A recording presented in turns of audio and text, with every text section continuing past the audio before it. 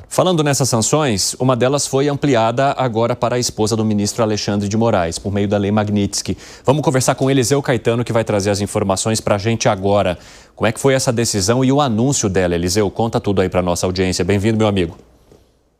Salve, salve, Patrocínio. Muito boa tarde para você, para os nossos colegas debatedores, para todo mundo que acompanha o nosso queridinho 3 em 1. Hoje eu tô aqui, com meu cafezinho ao estilo que Alan Galangani gosta, viu? Tá aqui, o Galangani. Cafezinho tem nos Estados Unidos, viu? Você que fica falando que não tem? Como é que ele sabe? Temos sim. Ele sabe tudo, ele stalkeia a gente. Tô de olho.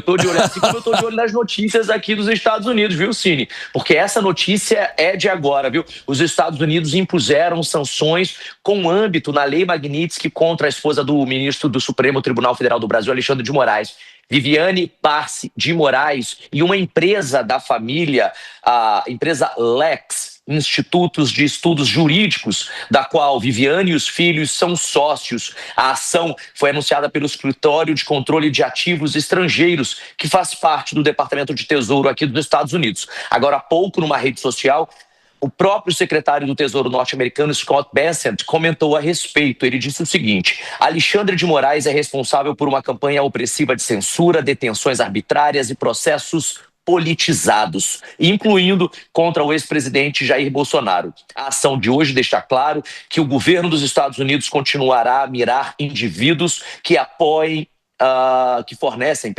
apoio material a Moraes enquanto ele abusa dos direitos humanos. Fecha aspas. O Departamento de Tesouro compartilhou e também fez um post dizendo o seguinte: hoje o Tesouro está sancionando o Lex Instituto de Estudos Jurídicos por seu apoio ao juiz da Suprema Corte Federal do Brasil, Alexandre de Moraes. Também foi designada a Viviane Barsi de Moraes, esposa, que atua como chefe do Lex Instituto. O governo dos Estados Unidos também revogou alguns outros vistos. Evandro, eu tive acesso a uma lista agora há pouco, que conta com 7 outros nomes: Jorge Messias, advogado-geral da União; José Levi, ex-AGU e ex-secretário-geral de Alexandre de Moraes no TSE; Benedito Gonçalves, ex-ministro do TSE; Ayrton Vieira, juiz auxiliar de Moraes no STF; Marco Antônio Martim Vargas, ex-assessor eleitoral; Rafael Henrique Janela Tamay Rocha, juiz auxiliar de Moraes; e Cristina Ikukido Kuchahara, chefe de gabinete de Alexandre de Moraes. Essa lista está sendo divulgada aqui pela imprensa norte-americana e a nossa equipe de reportagem teve acesso a ela. Agora há pouco também, um pouquinho antes de eu entrar aqui no ar ao vivo, a Embaixada dos Estados Unidos no Brasil se posicionou. Os Estados Unidos continuarão a proteger os seus interesses nacionais mirando, ou seja, dizendo que vem mais por aí, aqueles que apoiam e dão suporte ao ministro do Supremo Tribunal Federal, Alexandre de Moraes, que sofreu sanções no âmbito da Lei Magnitsky por graves violações de direitos humanos. O próprio Alexandre de Moraes, agora há pouco, também se manifestou e a gente precisa dar a nota dele aqui. Então, abre aspas, por favor. A ilegal e lamentável aplicação da Lei Magnitsky, a minha esposa, não só contrasta com a história dos Estados Unidos, de respeito à lei e aos direitos fundamentais, como também violenta o direito internacional, a soberania do Brasil e a independência do judiciário. Aliás, independência do judiciário, coragem institucional e defesa da soberania nacional fazem parte do universo republicano dos juízes brasileiros, que não aceitarão coações ou obstruções no exercício de sua missão constitucional conferida soberanamente pelo povo brasileiro. As instituições brasileiras são fortes e sólidas, o caminho é o respeito à Constituição e não havendo possibilidade constitucional de impunidade, omissão ou covarde apaziguamento. Como integrante do STF, continuarei a cumprir a minha missão constitucional de julgar com independência e imparcialidade, fecha aspas. Cine, temos aí um apanhado geral de que todas as autoridades falaram até o momento, a defesa de Alexandre de Moraes, assinada por ele mesmo. Então, por um lado, a gente tem resumido o governo dos Estados Unidos dizendo que vem mais por aí, Alexandre de Moraes dizendo que não vai recuar, que não vai dar nenhum passo para trás, e amanhã, às 10 horas da manhã pelo horário daí de Brasília, 9 horas da manhã pelo horário local aqui, tem a abertura oficial da Assembleia Geral da ONU. Quem vai discursar? Luiz Inácio Lula da Silva. E por aqui, a Rádio Corredor em Washington DC diz o seguinte: novas sanções contra autoridades brasileiras vão ser anunciadas enquanto ele estiver no plenário da ONU. Como você sempre diz, a ver. Pois é, isso seria muito sintomático, hein, Eliseu Caetano? Obrigado pelas informações, meu amigo. Se você tiver novidades, dá um grito pra gente aqui. Aliás, tem uma enquete rolando lá no nosso YouTube, participe. Você acha que o Brasil pode sofrer mais sanções dos Estados Unidos?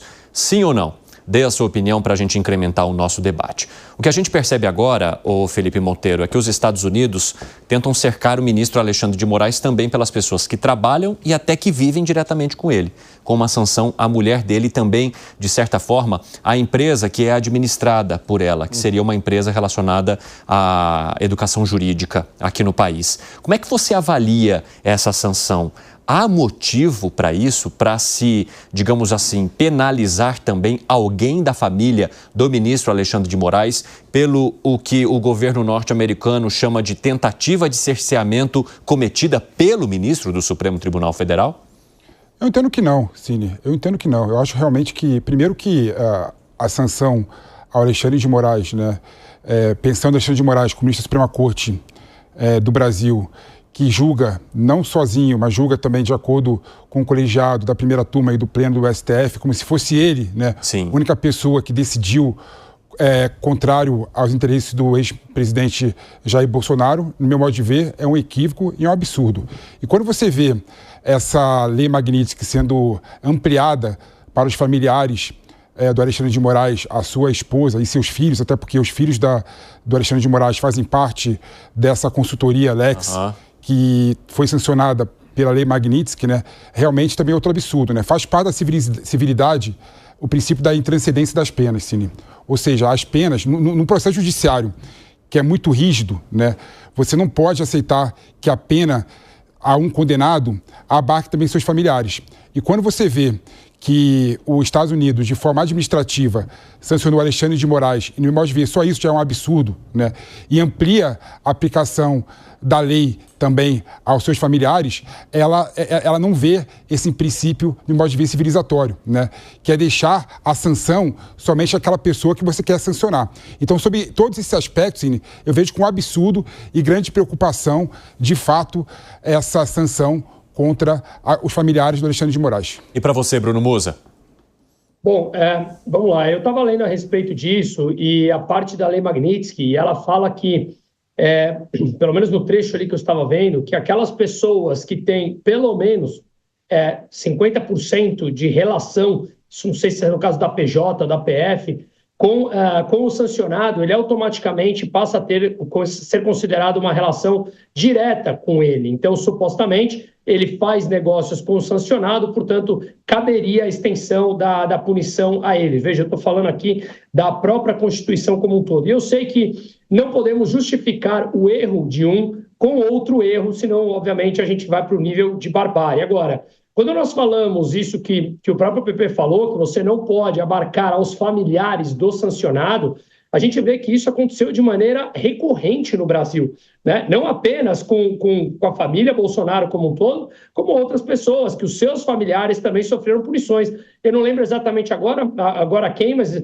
3 ou 4 pessoas, vocês, por favor, vão me lembrar aqui, que os filhos não tiveram acesso, tiveram que perder o acesso à rede social porque estava sendo condenada a mãe ou o pai dessa pessoa. E mais, naquela época que nós ficamos um mês no Brasil sem o acesso ao Twitter, ao X, nós estamos falando de milhões de usuários brasileiros que foram sancionados sem sofrer nenhum tipo de punição, como eu, por exemplo, que tenho minha conta lá, todos vocês, que sofreram punição, censura prévia por fazer esse tipo de coisa. Então, quando a gente fala que no Brasil hoje a gente tem liberdade de expressão, alto lá, vale a pena a gente lembrar de vários casos em que nós fomos censurados por conta disso. E nesse caso, ao que me parece, a lei está sendo, repito, implementada lá. As consequências sofremos aqui, porque o sancionado está sendo, ele está aqui no Brasil. Agora, essa aplicação da lei, ela acontece lá nos Estados Unidos. Felipe Monteiro, você entende que essa comparação usada pelo Bruno Musa é crível? Ou seja, quando houve também uma sanção do ministro Alexandre de Moraes contra o Twitter, milhares de pessoas, de certa forma, foram sancionadas indiretamente, o que também poderia fazer que, no caso da lei Magnitsky, a esposa dele, tendo um contato direto, fosse sancionada? Cine, duas coisas erradas não fazem uma coisa certa, né? Esse princípio basilar da conversa de boteco funciona nessa conversa aqui também, no meu modo de ver. Eu poderia citar outros exemplos.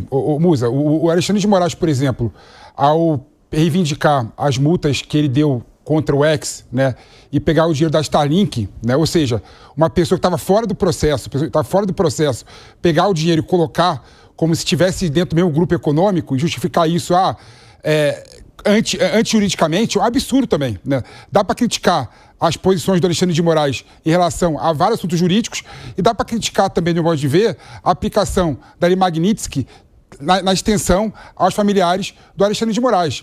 Então, eu consigo criticar as duas formas, né? E eu não vejo crível você justificar, né, a questão da amplitude da penalização para os familiares do Alexandre de Moraes, porque teria uma relação de parentesco, teria ajudando, e seria o braço financeiro do Alexandre de Moraes. A sanção, mesmo sendo discutível, modo de ver, deveria ser somente do ministro Alexandre de Moraes. Mas, fazendo um parênteses grande, eu acho e defendo até o final que essa decisão do Secretaria de Tesouro dos Estados Unidos viola, sim, a soberania do Brasil, né? Mas não vou estar nessa seara, não. Eu acho que, eu estou interessado no seguinte, abarcar os familiares do Alexandre de Moraes na Lei Magnitsky, no meu modo de ver, é um grande equívoco. E eu espero, sinceramente, que o governo brasileiro, por meio da diplomacia e por meio de forças próprias, consigam, sim, discutir essa questão dentro dos Estados Unidos. E vou te falar uma coisa. Eu confio 100% na institucionalidade dos Estados Unidos. No modo de ver, se esse assunto ir para o contencioso norte-americano, com toda certeza, a Lei Magnitsky deixará de ser aplicada ao Alexandre de Moraes. Fala, Musa. Arremate para depois eu passar aqui para o nosso amigo Gani. Não, meu único ponto, por isso que eu fiz aquele comentário, Pepe, falando assim, eu acho que um erro não justifica com o outro. De fato, eu concordo isso contigo. Mas aí eu questiono, a própria lei, ao que eu li, ela está desenhada dessa forma. Se você mantém uma relação com o sancionado, você automaticamente será sancionado também. Aí é uma questão da própria lei, como ela foi escrita, né? Fala, Gani. Eu vejo que tem uma questão lógica. Os Estados Unidos aplicarem a Lei Magnitsky contra qualquer outro país não viola a soberania. O que viola é o que o país vai fazer com a lei. Então, os Estados Unidos têm os critérios deles lá para aplicarem a lei para um país, para outro país, para um ministro, para um político, o que quer que seja. Eles têm lá os critérios dele e eles aplicam, né? A lei é deles, não é nossa. Agora, a questão é o que a gente faz com a lei. Então, por exemplo, se o Poder Judiciário aqui no Brasil, isso é muito sutil, disseram o seguinte, Evandro, olha, nós estamos mudando o nosso entendimento por pressão dos Estados Unidos, aí você mesmo abriu um espaço aí para terceirizar a sua soberania. Por quê? Porque amanhã pode trocar o governo, vem um governo democrata, começa a também fazer pressão para soltar lá um deputado do PT, por exemplo, envolvido com corrupção. Aí você demonstrou que você está na mão dos Estados Unidos. Então, a questão é o que a gente faz com a lei. Os Estados Unidos têm todo o direito de aplicar a lei. A questão é como a gente vai responder a essa lei. Agora, isso do ponto de vista jurídico, mas é claro que essa lei também traz efeitos políticos. À medida que a Suprema Corte aqui no Brasil também se tornou um ator político, Evandro, é claro que ela também vai ser penalizada do ponto de vista político, né? Ela vai sofrer sanções políticas, porque ela não age só de uma maneira estritamente técnica. Então, talvez um dos efeitos dessa lei, eu não sei se muda o curso do julgamento de Jair Bolsonaro, justamente pelo precedente que poderia abrir. Mas daqui para frente, talvez haja uma contenção, seja uma Suprema Corte mais silenciosa por medo de retaliação. Agora, 4h27, quem nos acompanha pela rádio, um rápido intervalo, já espero vocês. Nas outras plataformas seguimos. Só para a gente arrematar esse papo aqui, eu quero saber de vocês se há, no ponto de vista aqui dos nossos amigos, uma chance grande de haver mais sanções no momento em que Lula estiver fazendo o discurso de abertura da Assembleia Geral da ONU e o que isso significaria diplomaticamente, Pepe? Cine, claro que há espaço, né? Você vê, por exemplo, que o governo Trump, em relação à questão relacionada com o Brasil, está sendo muito rígido e muito duro, né, em todas as esferas. E o problema é que não tem espaço para nenhum tipo de negociação, quando a negociação abarca uma esfera que o Poder Executivo não tem nenhum tipo de ingerência, né? Como que o Poder Executivo do Brasil vai negociar com o governo americano sobre um outro poder, uma decisão judicial? Não tem espaço para isso, não é? Então, nesse sentido, claro que é possível, sim, que o governo Trump anuncie outras sanções ao Brasil durante o discurso do Lula. Mas vai ser, no modo de ver, uma afronta à boa relação que sempre permeou Brasil e Estados Unidos. E para você, Gani? Olha, eu vejo que esse discurso pode trazer mais sanções, porque não é uma questão apenas do poder judiciário, muito pelo contrário, né? A relação Brasil-Estados Unidos, ela vem se deteriorando desde as eleições do Trump. O presidente aqui do Brasil chamou, basicamente, o presidente dos Estados Unidos de fascista. É claro que o Trump, com a personalidade que ele tem, ele não vai deixar barato. E a gente sabe que as questões pessoais, no final de contas, por mais que seja lá a presidência dos Estados Unidos, tem um ser humano por trás, né?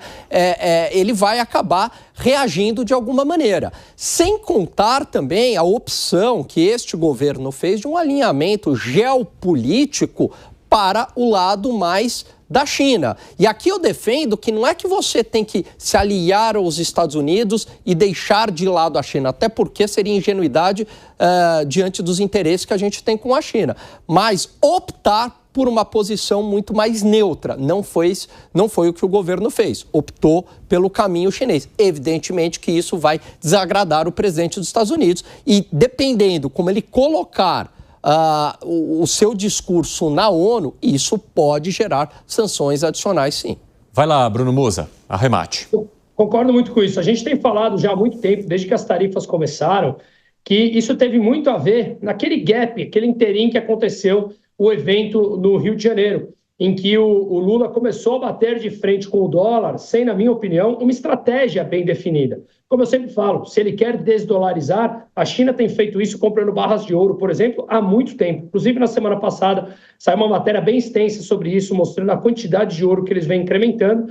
E, portanto, há uma clara vontade de desvalorização da própria China. Mas o Brasil, sozinho, pegou um microfone em nome do presidente Lula, pegou o microfone e saiu batendo de frente no dólar, como muito bem lembrou o Alan, chamando inclusive ele de fascista ou algo do tipo. Esse tipo de discurso, concorde ou não ajuda em absolutamente nada. Ele não é estratégico. Economicamente, aqueles que querem discutir a força do Brasil versus a força dos Estados Unidos me parece uma ingenuidade tamanha. Você pode olhar PIB per capita, você pode olhar nível de renda, você pode olhar escolaridade, produtividade, enfim, todos os indicadores são muito maiores e mais relevantes nos Estados Unidos do que na economia brasileira. Então, bater de frente com eles significa que nós perderemos mais, sim ou sim. E por que eu estou falando isso?